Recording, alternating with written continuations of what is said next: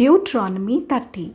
When all these things have happened to you, the blessings and the curses that I have set before you, if you call them to mind among all the nations where the Lord your God has driven you, and return to the Lord your God, and you and your children obey him with all your heart and with all your soul, just as I am commanding you today, then the Lord your God will restore your fortunes and have compassion on you, gathering you again from all the peoples among whom the Lord your God has scattered you.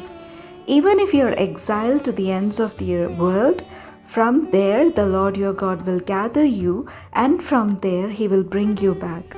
The Lord your God will bring you into the land that your ancestors possessed, and you will possess it. He will make you more prosperous and numerous than your ancestors.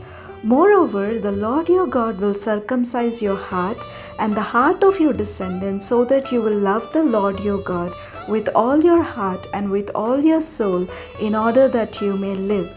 The Lord your God will put all these curses on your enemies and on the adversaries who took advantage of you. Then you shall again obey the Lord, observing all his commandments that I am commanding you today, and the Lord your God will make you abundantly prosperous in all your undertakings, in the fruit of your body, in the fruit of your livestock, and in the fruit of your soil. For the Lord will again take delight in prospering you, just as he delighted in prospering your ancestors. When you obey the Lord your God by observing his commandments and decrees that are written in this book of the law, because you turn to the Lord your God with all your heart and with all your soul, surely this commandment that I am commanding you today is not too hard for you, nor is it too far away. It is not in heaven that you should say, who will go up to heaven for us and get it for us, so that we may hear it and observe it? Neither is it beyond the sea that you should say, who will cross to the other side of the sea for us and get it for us, so that we may hear it and observe it? No, the word is very near to you. It is in your mouth and in your heart for you to observe.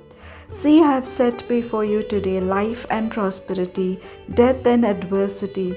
If you obey the commandments of the Lord your God that I am commanding you today, by loving the Lord your God, walking in his ways, and observing his commandments, decrees, and ordinances, then you shall live and become numerous, and the Lord your God will bless you in the land that you are entering to possess.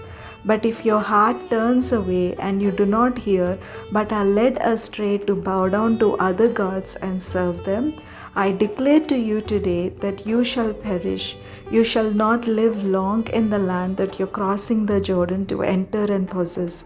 I call heaven and earth to witness against you today that I have set before you life and death, blessings and curses. Choose life so that you and your descendants may live, loving the Lord your God, obeying him, and holding fast to him, for that means life to you and length of days, so that you may live in the land that the Lord swore to give to your ancestors, to Abraham, to Isaac, and to Jacob. Deuteronomy 31. When Moses had finished speaking all these words to all Israel, he said to them, I am now 120 years old. I am no longer able to get about, and the Lord has told me, you shall not cross over this Jordan. The Lord your God himself will cross over before you. He will destroy these nations before you, and you shall dispossess them. Joshua also will cross over before you, as the Lord promised. The Lord will do to them as he did to Sihon and Og, the kings of the Amorites, and to their land, when he destroyed them. The Lord will give them over to you, and you shall deal with them in full accord with the command that I have given to you. Be strong and bold. Have no fear or dread of them, because it is the Lord your God who goes with you. He will not fail you or forsake you.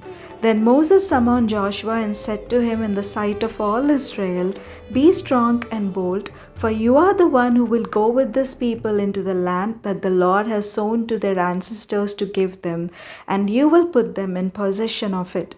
It is the Lord who goes before you. He will be with you. He will not fail you or forsake you. Do not fear or be dismayed. Then Moses wrote down this law and gave it to the priests, the sons of Levi, who carried the ark of the covenant of the Lord, and to all the elders of Israel. Moses commanded them every 7th year in the scheduled year of remission during the festival of booths, when all Israel comes to appear before the Lord your God at the place that he will choose. You shall read this law before all Israel in their hearing.